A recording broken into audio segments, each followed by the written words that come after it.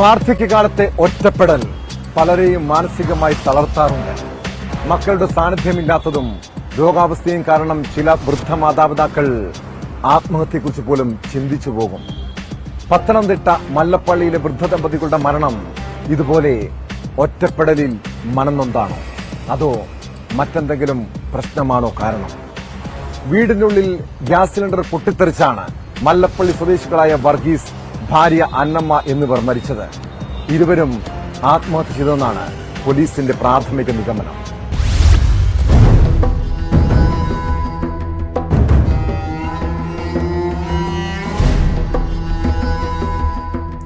രാവിലെ വർഗീസിനെയും അന്നമ്മയും വീടിന് പുറത്ത് കാണാത്തതിനെ തുടർന്ന് സമീപത്ത് താമസിക്കുന്ന വർഗീസിന്റെ സഹോദരൻ അന്വേഷിച്ചെത്തിയപ്പോഴാണ് ഇരുവരെയും മരിച്ച നിലയിൽ കണ്ടെത്തിയത്.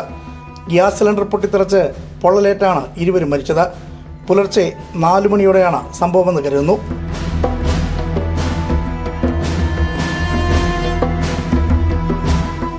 അപകട സമയത്ത് വൃദ്ധ ദമ്പതികൾ മാത്രമാണ് വീട്ടിലുണ്ടായിരുന്നത്. കീഴ്വായ്പൂർ പോലീസും ഫോറൻസിക് വിദഗ്ധരും സ്ഥലത്തെത്തി പരിശോധന നടത്തി. ആത്മഹത്യയാണെന്നാണ് പോലീസിന്റെ പ്രാഥമിക നിഗമനം. അപകടത്തിന് മറ്റ് കാരണങ്ങളുണ്ടോ എന്ന് അന്വേഷിച്ചു വരികയാണ്. പോലീസ് നടപടികൾക്ക് ശേഷം മൃതദേഹം പോസ്റ്റ്മോർട്ടത്തിനായി മാറ്റി.